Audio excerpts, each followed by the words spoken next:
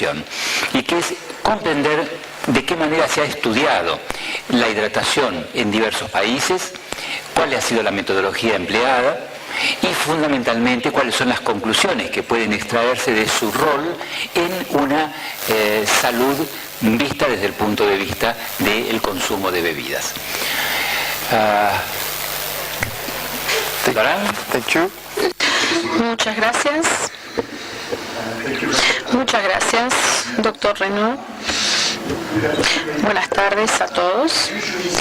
Yo generalmente comienzo mis charlas diciendo que estoy agradecido de estar aquí, pero creo que hoy va a ser más adecuado decir disculpen, perdón por haber llegado tan tarde, y me gustaría agradecer a los que permitieron que yo pudiera cambiar el horario de mi charla. Así que bueno, les pido disculpas.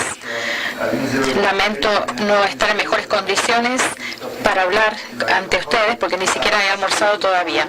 Bueno, creo que lo más importante es tener la oportunidad de hablar con ustedes y compartir con ustedes algunos resultados relacionados, estudios relacionados con la hidratación y la salud. Yo soy el doctor Le Bellegon y trabajo para el Departamento de Investigación de Danone sobre hidratación y salud para ese departamento. Entonces, yo creo que estoy hablando con una audiencia de nutricionistas en general, y creo que esto es útil, y voy a decir que el agua, a pesar de que ustedes ya lo saben, deben saber, es nuestro principal nutriente y después del oxígeno es el elemento más crítico para la vida. Algunos datos básicos: nosotros no podemos vivir sin ingerir agua por más de 9 o 10 días, así como no podemos vivir por más de 60 días sin comida, por ejemplo. El agua es el principal componente de nuestro organismo. En un promedio representa el 60% del peso corporal de un adulto. También, como dije al comienzo, el agua es el nutriente más importante para nuestro organismo porque dependiendo de cuánto nosotros bebemos, nosotros consumimos más o menos en promedio 1 tonelada de agua por año, es decir, 1000 litros.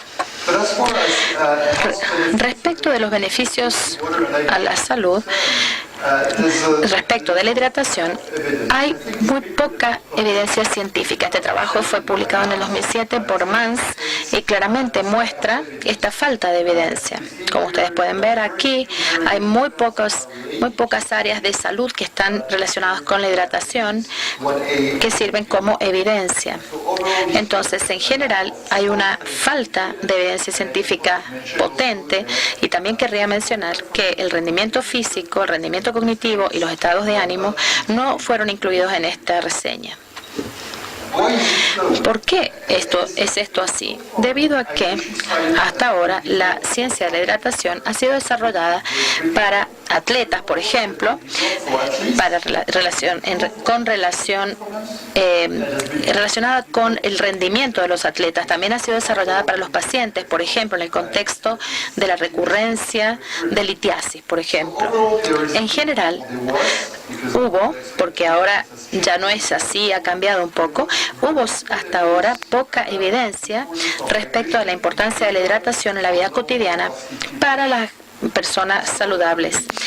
El tema importante hasta hoy es que no hay una regla de oro para evaluar el estado hídrico o el estado de hidratación de una persona. Así que cada uno de ustedes en esta sala requeriría más investigación que solamente una evaluación. Yo pienso también que hay otro tema que nosotros entendemos si lo comparamos con los atletas, por ejemplo, y es que el estado de hidratación en la vida cotidiana está más relacionada con lo que nosotros bebemos que con lo que transpiramos, por ejemplo, en el caso del ejercicio físico. Entonces necesitamos definitivamente observar y comprender cuáles son los grupos poblacionales que quizás no beban suficiente agua para mantener un estado de hidratación adecuado. Y esto básicamente es un poco acerca de lo que voy a hablar hoy. El beneficio que está bien establecido respecto de la hidratación, que es la termorregulación en la actividad física. También les voy a mostrar un área de ciencia que ha recibido atención en el pasado, que es el rendimiento cognitivo, los estados de ánimo. Y voy a terminar hablando acerca de beneficios a largo plazo que están relacionados con la salud renal, por ejemplo, litiasis, la infección del tracto urinario y la enfermedad renal crónica.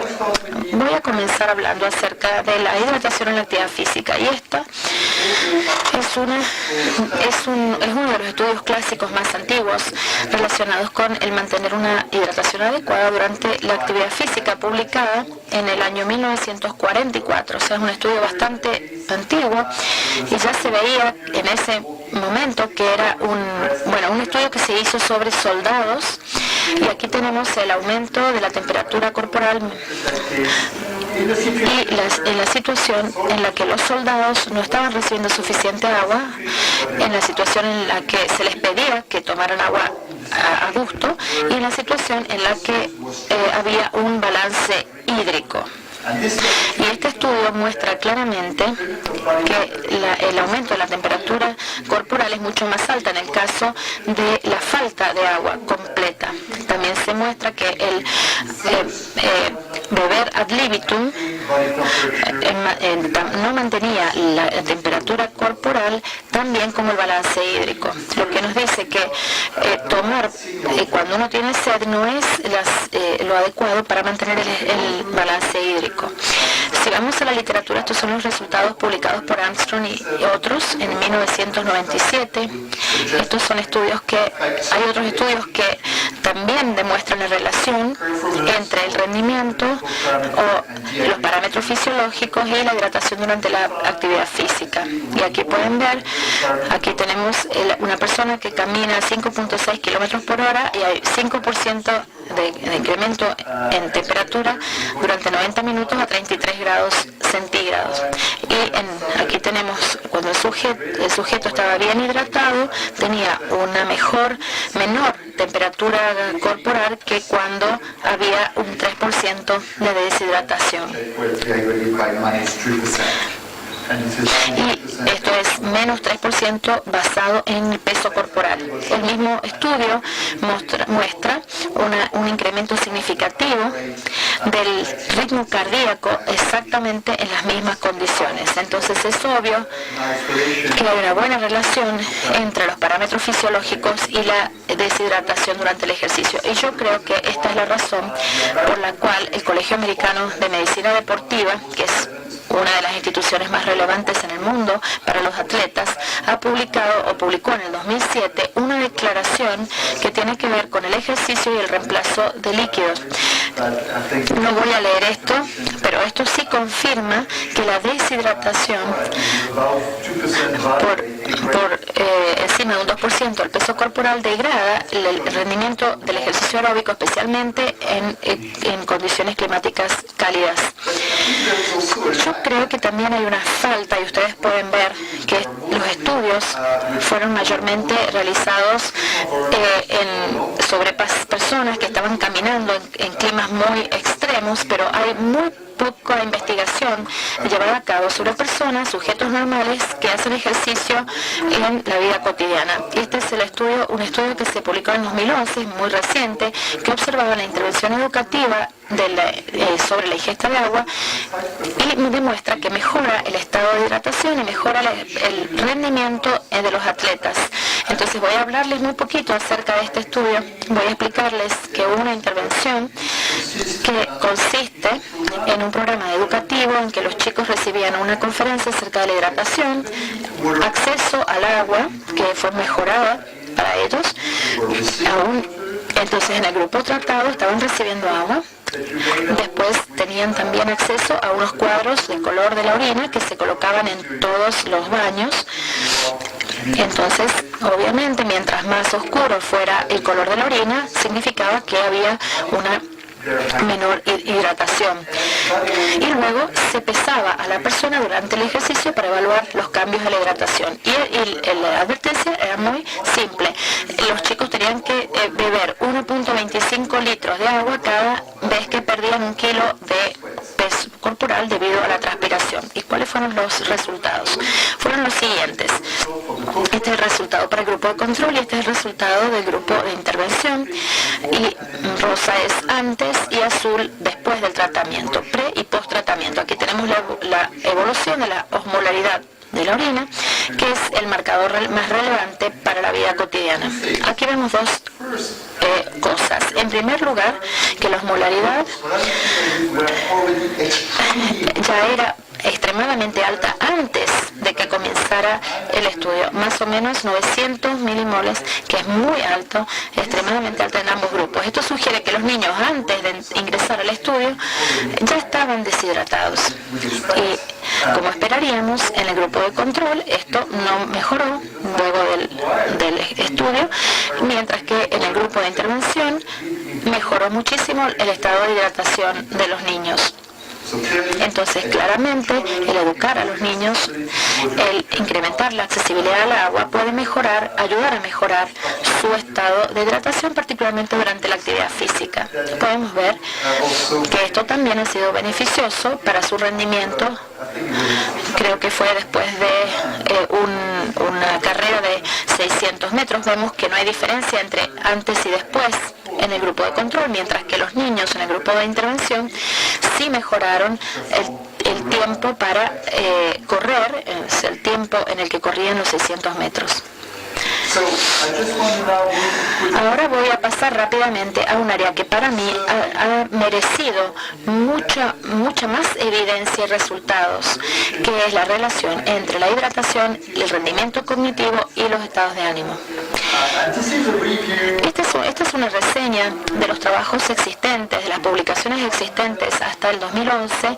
Hay más o menos 28 trabajos originales publicados acerca de la deshidratación y la cognición. Por supuesto, no voy a hablar en detalle sobre ello, pero ustedes pueden ver que medían todos los tipos de parámetros y, en definitiva, la conclusión de esta reseña fue que la evidencia entre las relaciones entre hidratación y rendimiento cognitivo es débil e inconsistente.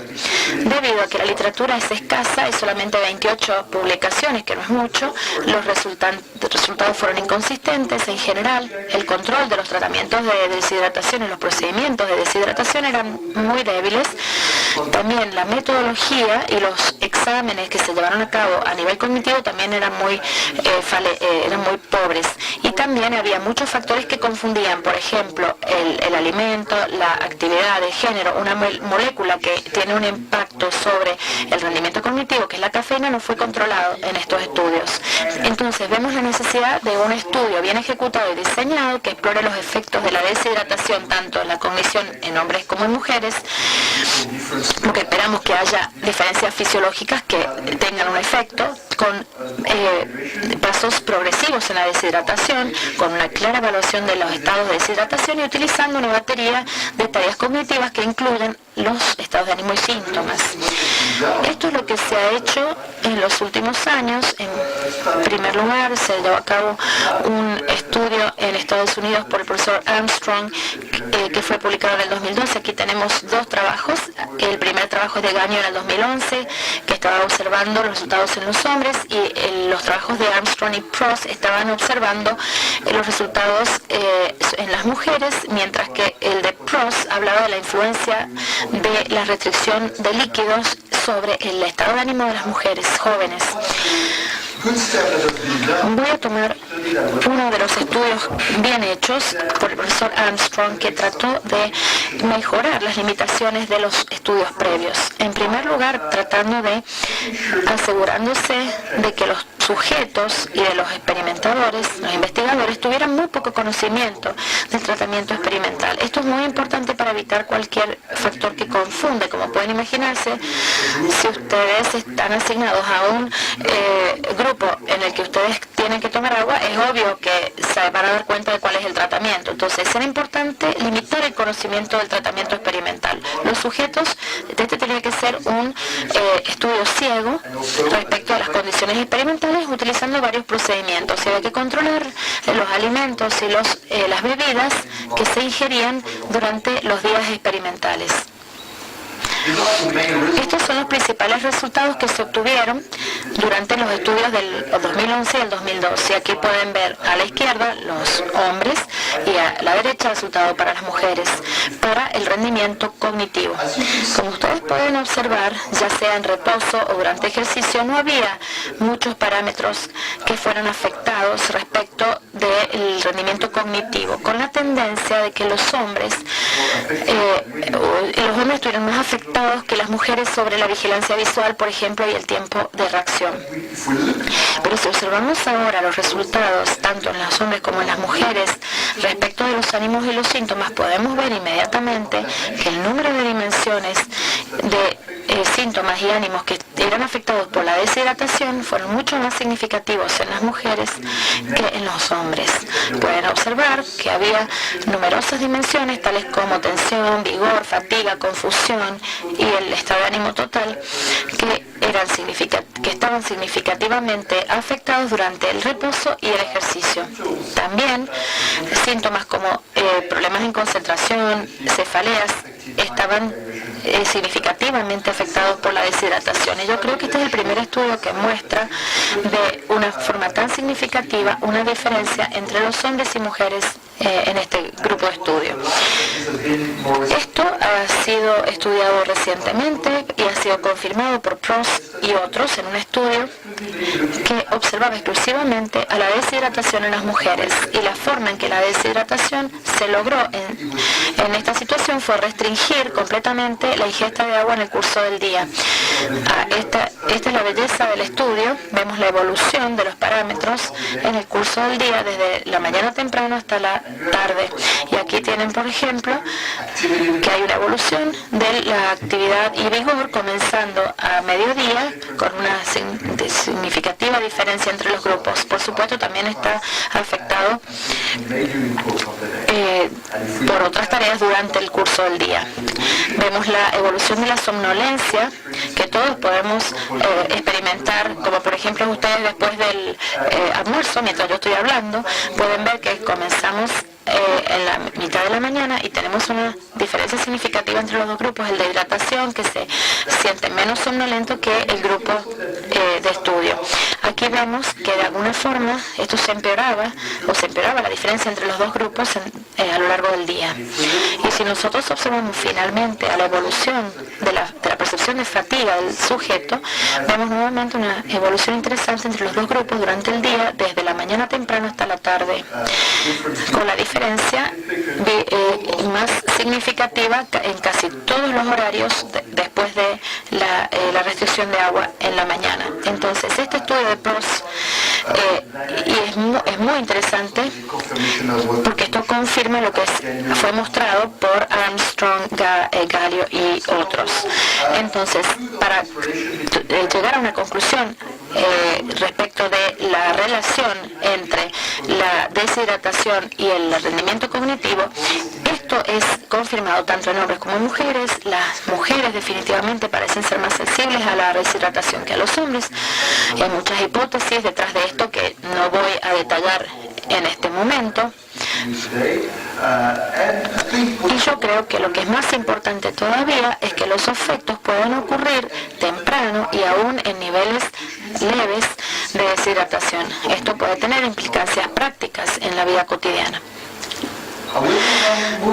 Voy a pasar a la última parte de mi charla, entonces, en la que voy a hablar acerca de los desarrollos recientes respecto de la hidratación y la salud renal. Yo no sé si ustedes están familiarizados con esto, pero hay 3 resultados relacionados con la salud. En primer lugar, la prevención de litiasis. Yo creo que fácilmente ustedes deben saber que la mayoría de los estudios o de la evidencia que existe es acerca de pacientes, es decir, gente que ya tienen problemas de litiasis. En el caso de la prevención de la infección del tracto urinario, que está relacionada con mujeres, pero no exclusivamente en esta área, yo voy a decir que no hay ciencia o no hay estudios existentes. Y luego hablamos de la prevención de la enfermedad renal crónica, y tenemos en los últimos 2 años un estudio que provee evidencia científica importante. Este es el primer estudio al respecto. Quiero comentar respecto de la prevención de la litiasis que hay un trabajo muy interesado publicado por la Gueronier y otros, en el que yo también estuve incluido, que observaba la prevención de la litiasis en sujetos saludables, es decir, en sujetos que nunca tuvieron litiasis antes. Y el estudio observó los efectos beneficiosos de aumentar la ingesta de agua en 2 litros, que reduce los índices de riesgo de cristalización, que es la responsable de la litiasis. Entonces voy a pasar a los principales resultados de este estudio, que se llevó a cabo en 2 centros, uno en España y el otro en México. Quizás lo de México les puede ser más cercano que lo de España. Aquí tenemos el resultado del volumen de orina de 24 horas en el nivel basal y después del estudio. Aquí tenemos un buen incremento en el volumen de orina, como era de esperar, en 1.4 litros por día en el estudio español y solamente 1.1 litros en el estudio mexicano. Lo que sugiere que los sujetos siguieron bien las instrucciones, tomando 2 litros de agua, pero no pasó lo mismo en los 2 estudios. Sin embargo, nosotros tuvimos un buen incremento en el volumen de orina en los 2 estudios. Aquí vemos la evolución de diferentes parámetros que se sugieren en la literatura para la hidratación, que es la osmolaridad plasmática, en primer lugar, y podemos ver, como esperaríamos, en una situación en la que la gente no está intensamente deshidratado, que no hubo una diferencia entre los 2 grupos, entre la situación basal y luego el tratamiento, ya sea en el grupo de control o en el tratado, mientras que sí hubo una osmolaridad significativamente diferente como les mencioné en la presentación, no hubo diferencia entre basal y después en el grupo de control, como se esperaba, y sí hubo una buena diferencia en la osmolaridad en el grupo tratado. Como ustedes ven, con los valores fueron casi, se disminuyeron casi en 2 veces. Son resultados muy interesantes. Esta es la primera publicación que muestra algo así, que son los resultados sobre el índice de cristalización, que estuvo reducida en ambos estudios, en el de España y el de México. Se redujo significativamente el índice de cristalización, a pesar del hecho de que el aumento del volumen de orina fue mucho menor en el estudio mexicano que en el español. Lo que sugiere que hay un incremento marginal del volumen de orina, que el incremento marginal de 1 litro sería suficiente para evitar la litiasis renal. Entonces aquí tenemos más evidencia que se publicó recientemente respecto a la relación entre la ingesta de líquidos y el riesgo de la enfermedad renal crónica. Esto fue estudiado por el profesor Stripoli en 2011, que observó la relación entre la ingesta de nutrientes y de líquidos y la enfermedad renal crónica. No les voy a explicar en detalle esto, pero vamos a ir a los principales resultados de su trabajo. Aquí lo podemos ver. Aquí tenemos los quintilos respecto de la población estudiada. Aquí vemos un resultado de 1,792, más o menos hasta 3 litros de ingesta por día, y aquí vemos el riesgo de enfermedad renal crónica que estaba medida a través de la tasa de filtración glomerular, que estaba en un 50%. Y vemos entonces la comparación del grupo que tomaba menos de 2 litros por agua y el que tomaba más de 3 litros por agua. Este es el primer estudio que sugiere que tomar más de 3 litros por día reduciría el riesgo de enfermedad renal crónica. Y luego tenemos otro estudio que proviene de Canadá, publicado por el profesor Clark, que se llevó a cabo en una población diferente, observando la relación entre el volumen de orina y el cambio en el índice de filtración glomerular en un estudio de cohorte basado en la comunidad. Voy a hablar acerca de los principales resultados y lamento que este gráfico no se ve muy bien. Aquí tenemos la evolución del índice de filtración glomerular de acuerdo a los diferentes grupos de volumen de orina. Aquí tenemos el grupo de volumen de orina menos de 1 litro y el que tiene más de 3 litros de volumen de orina. Y esta es la disminución del índice de filtración glomerular en un periodo de casi 6 años sobre más o menos 2.000 personas. Pueden ver fácilmente en este gráfico que la reducción del índice de filtración glomerular durante un periodo de 6 años es mayor en el grupo con un volumen de orina menor de 1 litro comparado con el grupo de más de 3 litros. Este es un estudio que sugiere que beber más de 2 o 3 litros de agua por día para poder asegurar que haya un buen volumen de orina de más de 3 litros prevendría la disminución de la función renal con el correr del tiempo. Entonces, en general, respecto de la salud renal, yo creo que la evidencia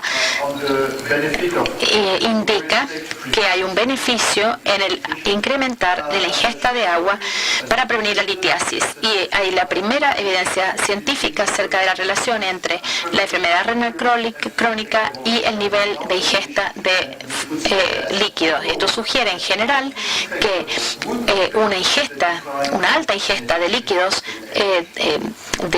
disminuiría los problemas en la función renal. Entonces, como conclusión, respecto de los beneficios de la hidratación, es muy importante la hidratación para la actividad física, pero esto ya está bien establecido. Necesitamos beber antes y después del ejercicio para mantener nuestros niveles de hidratación. Pero yo creo que un área que requiere o que necesita más atención es la relación entre la deshidratación y la función cognitiva en la vida cotidiana, lo que sugiere que es beneficioso para el rendimiento cognitivo tomar o ingerir mucho líquido.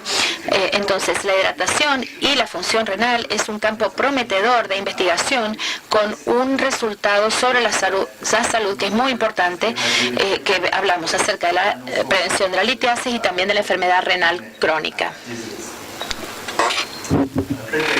Bueno, creo que acá tengo una diapositiva más. Quiero enfatizar, quizás esto no está muy cerca de ustedes, pero yo quiero enfatizar que ha habido algunos desarrollos publicados recientemente por la Agencia de la Salud la Agencia Europea de Salud de los Alimentos, en el que hace 3 declaraciones relacionadas con el agua. Uno está relacionado con el mantenimiento de las funciones físicas normales, el otro está relacionado con el mantenimiento de las funciones cognitivas normales y el último relacionado con el mantenimiento de la termorregulación normal. Más importante todavía es que el panel de EFSA también ha estado asociando el uso de estas declaraciones con las condiciones que son muy claras, como por ejemplo tomar al menos 2 litros de agua por día para poder alcanzar estos beneficios. Y yo creo que esta es una buena confirmación de nuestra Agencia de Seguridad de los Alimentos respecto de la ciencia que ya ha estudiado estas áreas o la que se está estudiando. Finalmente, y antes de terminar, me gustaría mencionar que todos los artículos que he presentado hoy, ustedes pueden encontrarlos en este sitio que se llama Hidratación para la Salud. Aquí tienen el sitio web y hay una sección muy interesante en esta pestaña de color bordeaux, en donde van a encontrar todos los artículos que les he mencionado hoy, el de Clark, el de Armstrong y los demás. Muchas gracias por su atención.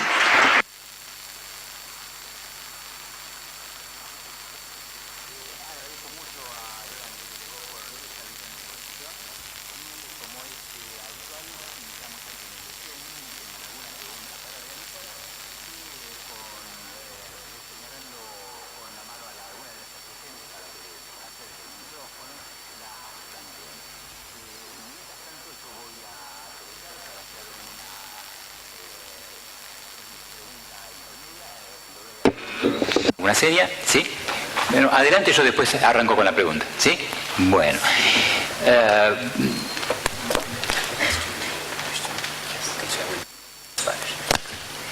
Y la pregunta, que ahora me voy a encargar de traducirle, va a ser si como consecuencia de esta recomendación de la Agencia Europea, otros países en su conocimiento están también tomando esa dirección, es decir, efectuar recomendaciones sobre la hidratación en sus respectivos países.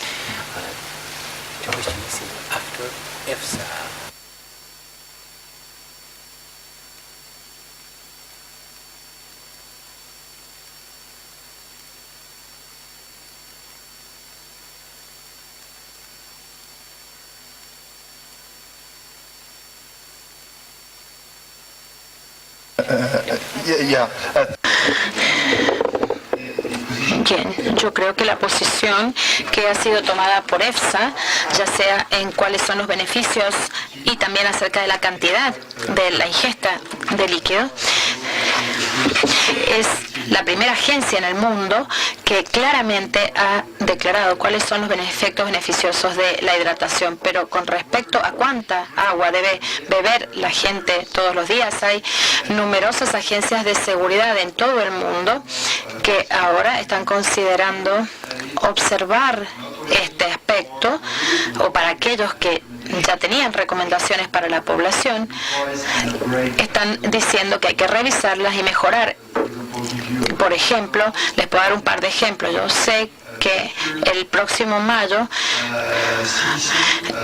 la agencia china CDC, que es una organización similar a EFSA en Francia, va a publicar sus nuevas recomendaciones respecto de la ingesta de agua, y por primera vez van a incluir el agua como un nutriente en el manual de nutrientes de China.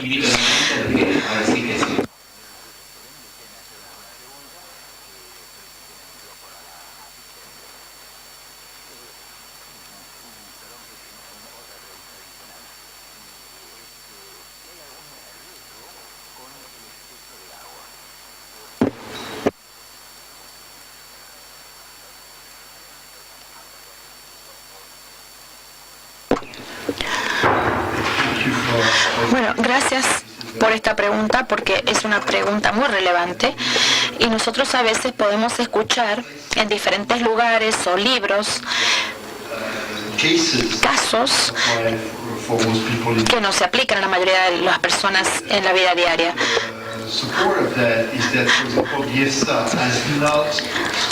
Entonces no se ha especificado un nivel medio de agua en su ingesta adecuada. Y la razón es que mientras tanto seamos saludables, mientras nuestra función renal sea adecuada, no hay problema. Pero el riesgo de tomar demasiada agua no es relevante. Y para su información, un riñón normal puede aceptar hasta 6 litros de agua por día. ¿Hay alguna pregunta? Ahí.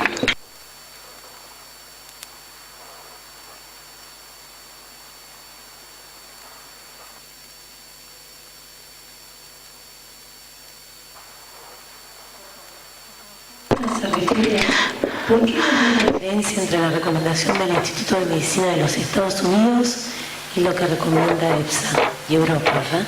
Justo vimos más temprano hoy una presentación al respecto.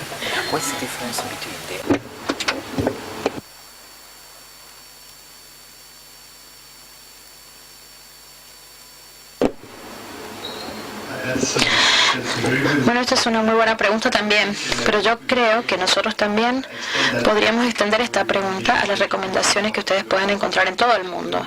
Yo creo que la principal diferencia entre todas estas recomendaciones es la fuente de datos que se ha utilizado. Por ejemplo, el OM las Naciones Unidas usan los datos de GENIS como fuente de información y, por ejemplo, incluye lo que proviene acerca de lo que la gente bebe y también lo que ingiere. Entonces, si observamos los valores, tenemos que considerar esto. En Europa, por ejemplo, el ejemplo de EFSA que les mostré anteriormente es bastante diferente porque el primer trabajo que se hizo por el grupo de expertos era observar a diferentes cuestionarios o encuestas en diferentes países y no podían compilarlo de una manera que pudiera obtener información consistente porque la metodología y las encuestas eran diferentes y a veces el agua ni estaba registrada en algunos cuestionarios. Entonces decidieron basar su recomendación básicamente en parámetros fisiológicos y de salud más que en datos de consumo. Esta es la principal diferencia en la fuente de información.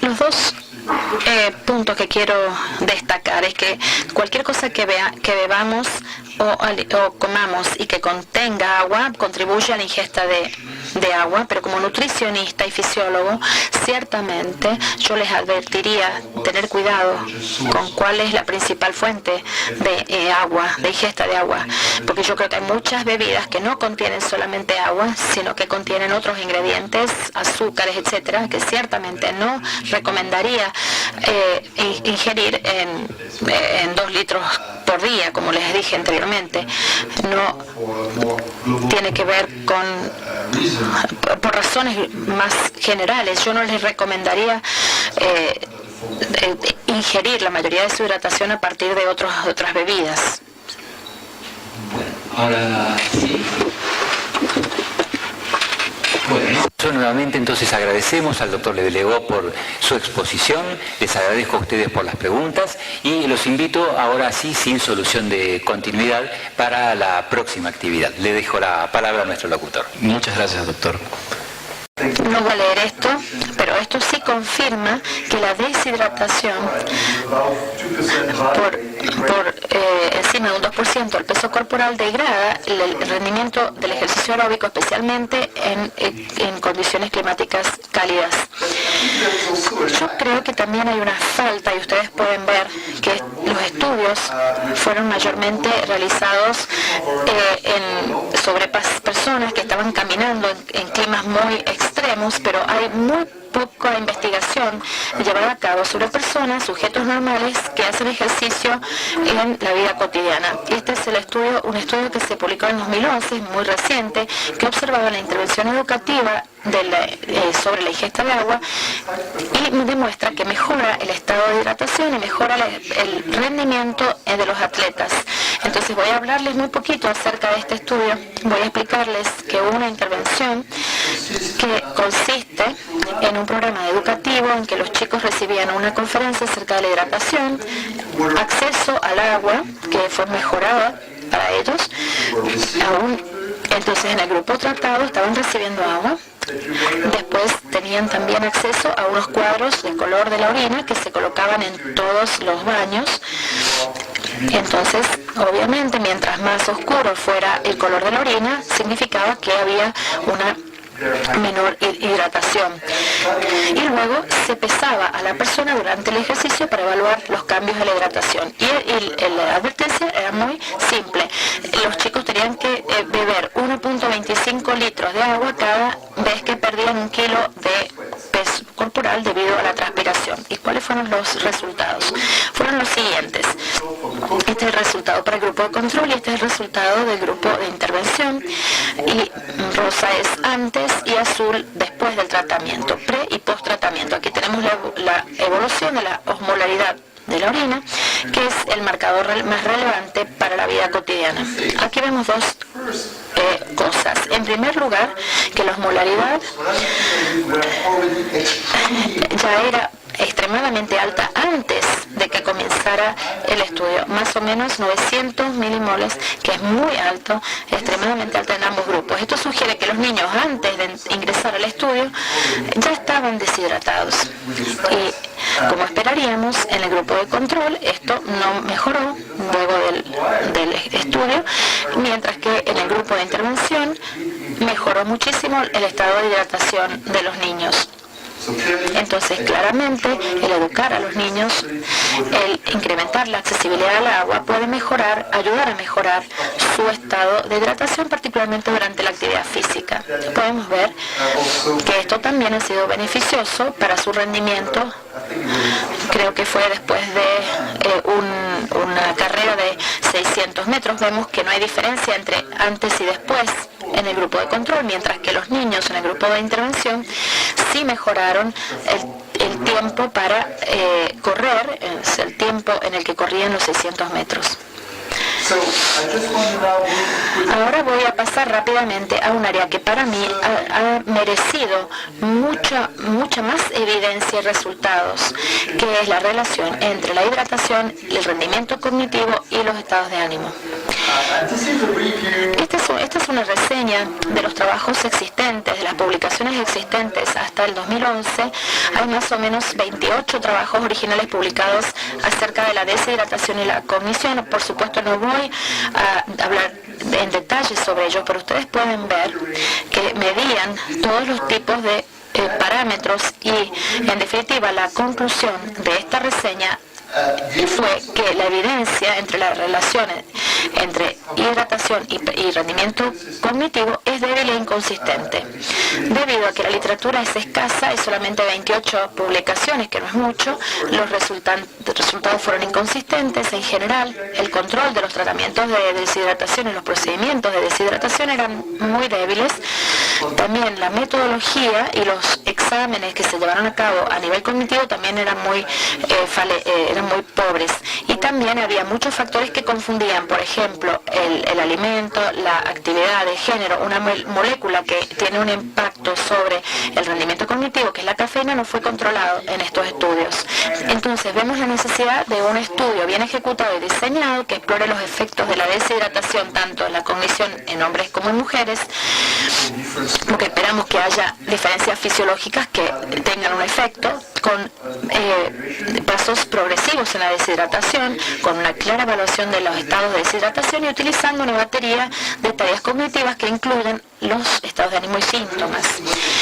Esto es lo que se ha hecho en los últimos años. En primer lugar, se llevó a cabo un estudio en Estados Unidos por el profesor Armstrong, que fue publicado en el 2012. Aquí tenemos dos trabajos.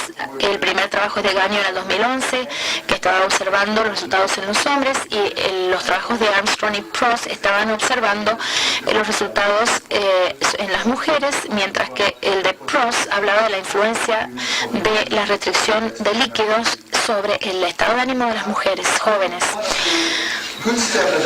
Voy a tomar uno de los estudios bien hechos por el profesor Armstrong, que trató de mejorar las limitaciones de los estudios previos. En primer lugar, tratando de asegurándose de que los sujetos y de los experimentadores, los investigadores, tuvieran muy poco conocimiento del tratamiento experimental. Esto es muy importante para evitar cualquier factor que confunde. Como pueden imaginarse, si ustedes están asignados a un grupo en el que ustedes tienen que tomar agua, es obvio que se van a dar cuenta de cuál es el tratamiento. Entonces, era importante limitar el conocimiento del tratamiento experimental. Los sujetos, este tenía que ser un estudio ciego respecto a las condiciones experimentales, utilizando varios procedimientos. Se había que controlar los alimentos y las bebidas que se ingerían durante los días experimentales.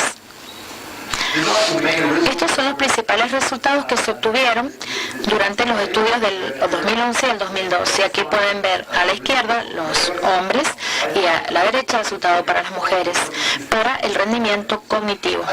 Como ustedes pueden observar, ya sea en reposo o durante ejercicio, no había muchos parámetros que fueran afectados respecto del rendimiento cognitivo, con la tendencia de que los hombres los hombres estuvieron más afectados que las mujeres sobre la vigilancia visual, por ejemplo, y el tiempo de reacción.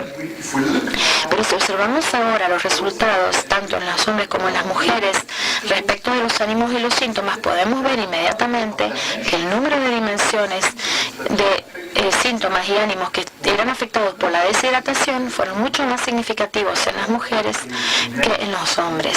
Pueden observar que había numerosas dimensiones tales como tensión, vigor, fatiga, confusión y el estado de ánimo total que estaban significativamente afectados durante el reposo y el ejercicio.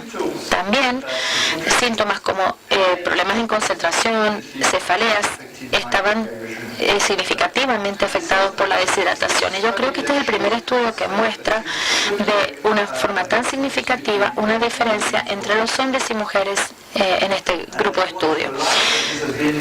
Esto ha sido estudiado recientemente y ha sido confirmado por Prost y otros en un estudio que observaba exclusivamente a la deshidratación en las mujeres, y la forma en que la deshidratación se logró en esta situación fue restringir completamente la ingesta de agua en el curso del día. Esta es la belleza del estudio. Vemos la evolución de los parámetros en el curso del día desde la mañana temprano hasta la tarde. Y aquí tienen, por ejemplo, que hay una evolución de la actividad y vigor comenzando a mediodía con una significativa diferencia entre los grupos. Por supuesto, también está afectado por otras tareas durante el curso del día. Vemos la evolución de la somnolencia que todos podemos experimentar, como por ejemplo ustedes después del almuerzo, mientras yo estoy hablando, pueden ver que comenzamos en la mitad de la mañana y tenemos una diferencia significativa entre los dos grupos, el de hidratación, que se siente menos somnolento que el grupo de estudio.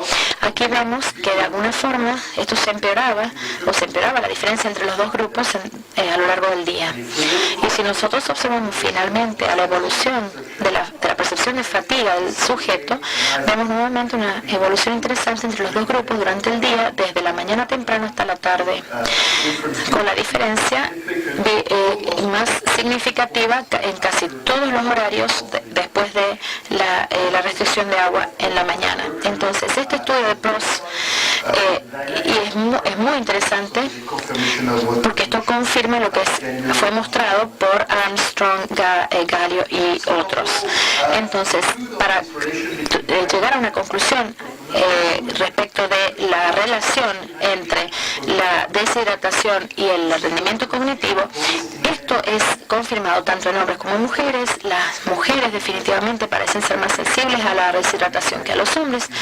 Hay muchas hipótesis detrás de esto que no voy a detallar en este momento.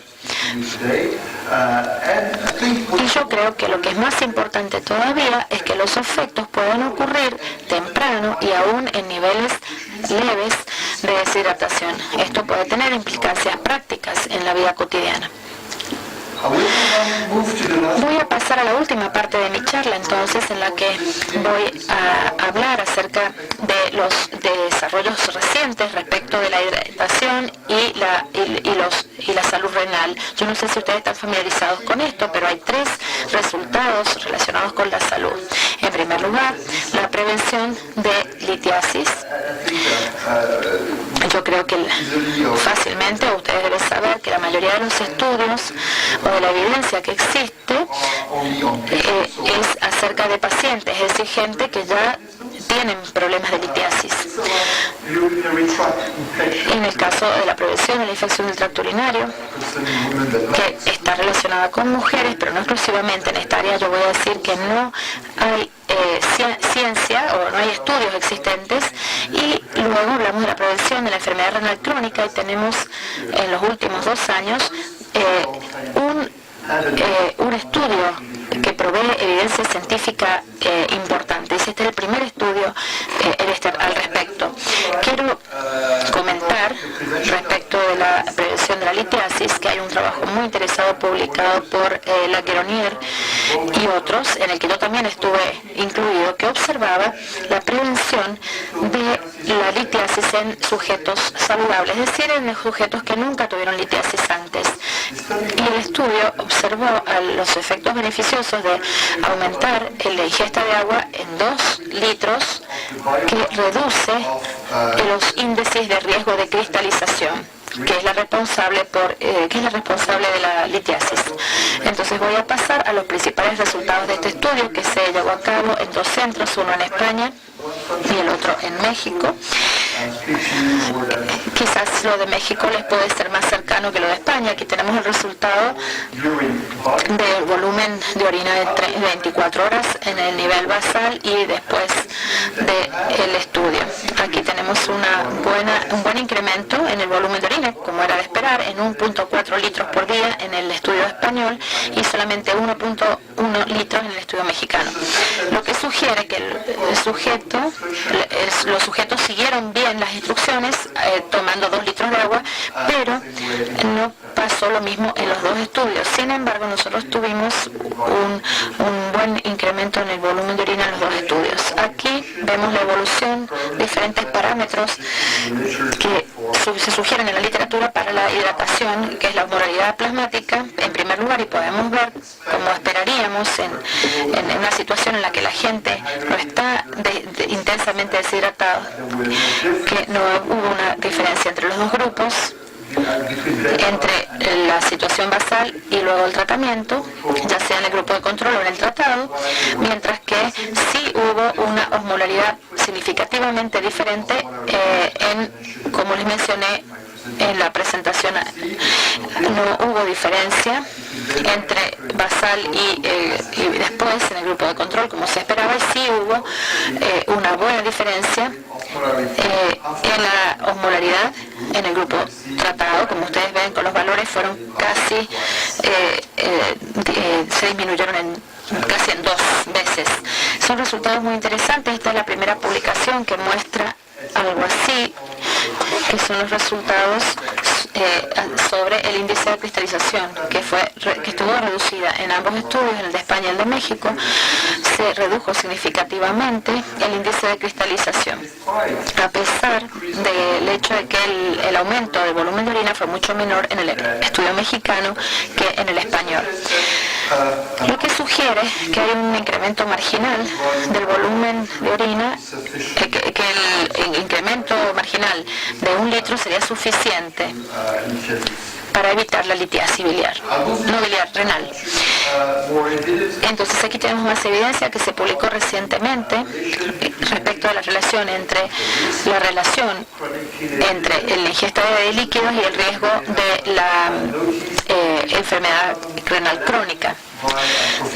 Esto fue estudiado por el profesor Stripoli en 2011, que observó la relación entre la ingesta de nutrientes y de líquidos y la enfermedad renal crónica. No les voy a explicar en detalle esto, pero vamos a ir a los principales resultados de su trabajo. Aquí lo podemos ver. Aquí tenemos los quintilos respecto de la población estudiada. Aquí vemos un resultado de 1,792, más o menos hasta 3 litros de ingesta por día, y aquí vemos el riesgo de enfermedad renal crónica que estaba medida a través de la tasa de filtración glomerular, que estaba en un 50%. Y vemos entonces la comparación del grupo que tomaba menos de 2 litros por agua y el que tomaba más de 3 litros por agua. Este es el primer estudio que sugiere que tomar más de 3 litros por día reduciría el riesgo de enfermedad renal crónica.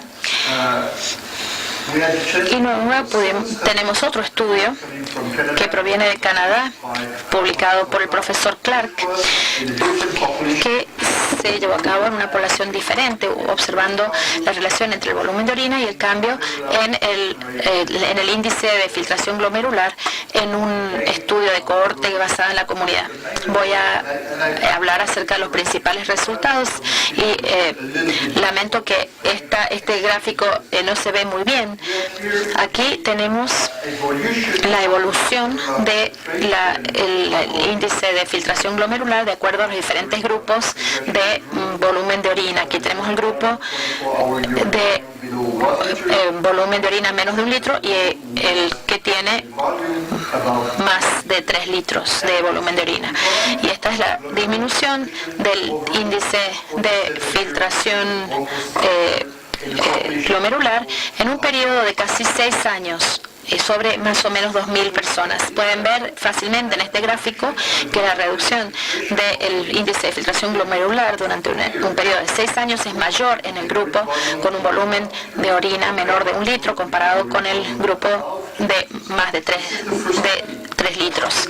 Este es un estudio que sugiere que beber más de 2 o 3 litros de agua por día para poder asegurar que haya un buen volumen de orina de más de 3 litros prevendría la disminución de la función renal con el correr del tiempo.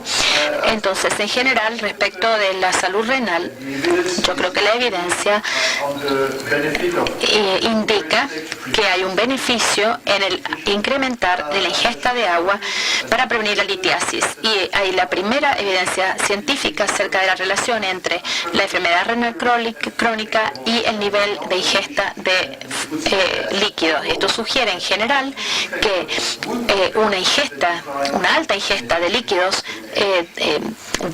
disminuiría los problemas en la función renal. Entonces, como conclusión, respecto de los beneficios de la hidratación, es muy importante la hidratación para la actividad física, pero esto ya está bien establecido. Necesitamos beber antes y después del ejercicio para mantener nuestros niveles de hidratación. Pero yo creo que un área que requiere o que necesita más atención es la relación entre la deshidratación y la función cognitiva en la vida cotidiana, lo que sugiere que es beneficioso para el rendimiento cognitivo tomar o ingerir mucho líquido. Entonces, la hidratación y la función renal es un campo prometedor de investigación con un resultado sobre la salud que es muy importante, que hablamos acerca de la prevención de la litiasis y también de la enfermedad renal crónica. Bueno, creo que acá tengo una diapositiva más. Quiero enfatizar, quizás esto no está muy cerca de ustedes, pero yo quiero enfatizar que ha habido algunos desarrollos publicados recientemente por la Agencia de la Salud la Agencia Europea de Salud de los Alimentos, en el que hace 3 declaraciones relacionadas con el agua. Uno está relacionado con el mantenimiento de las funciones físicas normales, el otro está relacionado con el mantenimiento de las funciones cognitivas normales y el último relacionado con el mantenimiento de la termorregulación normal. Más importante todavía es que el panel de EFSA también ha estado asociando el uso de estas declaraciones con las condiciones que son muy claras, como por ejemplo tomar al menos 2 litros de agua por día para poder alcanzar estos beneficios. Y yo creo que esta es una buena confirmación de nuestra Agencia de Seguridad de los Alimentos respecto de la ciencia que ya ha estudiado estas áreas o la que se está estudiando.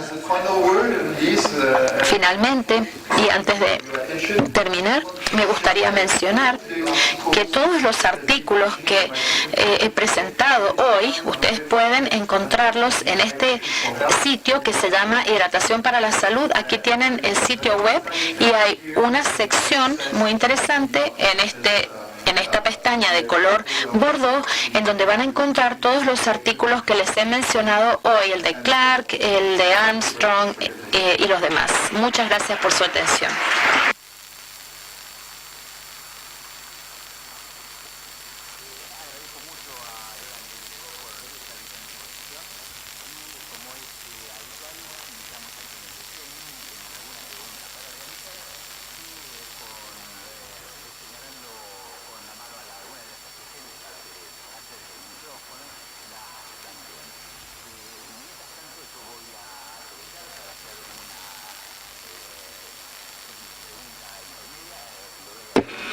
¿Una seña? ¿Sí?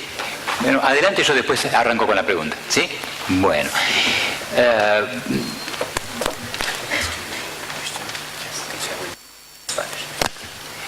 Y la pregunta, que ahora me voy a encargar de traducirle, va a ser si como consecuencia de esta recomendación de la Agencia Europea, otros países en su conocimiento están también tomando esa dirección, es decir, efectuar recomendaciones sobre la hidratación en sus respectivos países.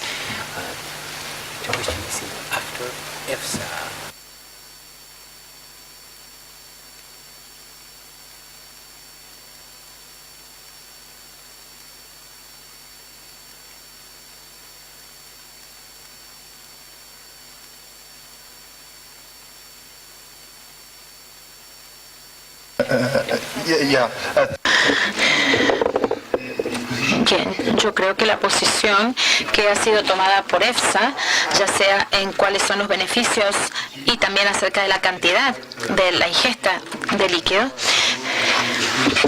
es la primera agencia en el mundo que claramente ha declarado cuáles son los efectos beneficiosos de la hidratación. Pero con respecto a cuánta agua debe beber la gente todos los días, hay numerosas agencias de seguridad en todo el mundo que ahora están considerando observar este aspecto, o para aquellos que ya tenían recomendaciones para la población, están diciendo que hay que revisarlas y mejorar. Por ejemplo, les puedo dar un par de ejemplos. Yo sé que el próximo mayo la agencia china CDC, que es una organización similar a EFSA en Francia, va a publicar sus nuevas recomendaciones respecto de la ingesta de agua, y por primera vez van a incluir el agua como un nutriente en el manual de nutrientes de China.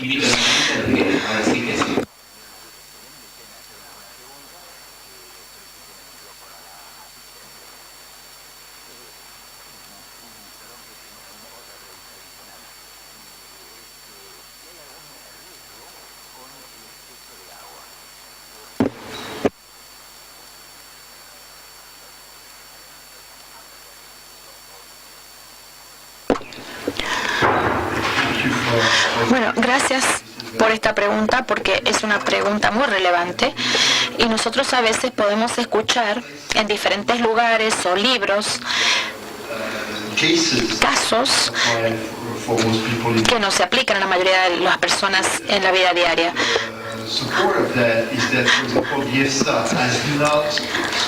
Entonces no se ha especificado un nivel medio de agua en su ingesta adecuada. Y la razón es que mientras tanto seamos saludables, mientras nuestra función renal sea adecuada, no hay problema. Pero el riesgo de tomar demasiada agua no es relevante. Y para su información,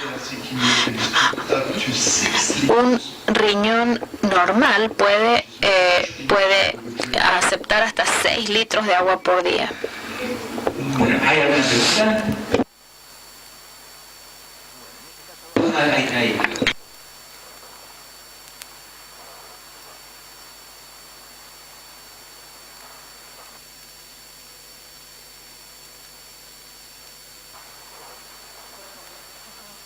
Se refiere a ¿por qué no hay diferencia entre la recomendación del Instituto de Medicina de los Estados Unidos y lo que recomienda EFSA y Europa, ¿verdad?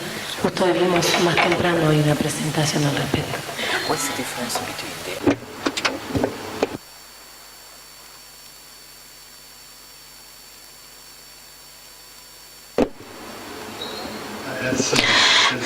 Bueno, esta es una muy buena pregunta también, pero yo creo que nosotros también podríamos extender esta pregunta a las recomendaciones que ustedes pueden encontrar en todo el mundo. Yo creo que la principal diferencia entre todas estas recomendaciones es la fuente de datos que se ha utilizado. Por ejemplo, el OM las Naciones Unidas usan los datos de GENIS como fuente de información y, por ejemplo, incluye lo que proviene acerca de lo que la gente bebe y también lo que ingiere. Entonces, si observamos los valores, tenemos que considerar esto. En Europa, por ejemplo, el ejemplo de EFSA, que les mostré anteriormente, es bastante diferente porque el primer trabajo que se hizo por el grupo de expertos era observar a diferentes cuestionarios o encuestas en diferentes países y no podían compilarlo de una manera que pudieran obtener información consistente porque la metodología y las encuestas eran diferentes y a veces el agua a veces ni estaba registrada en algunos cuestionarios. Entonces decidieron basar su recomendación básicamente en parámetros fisiológicos y de salud más que en datos de consumo. Esta es la principal diferencia en la fuente de información.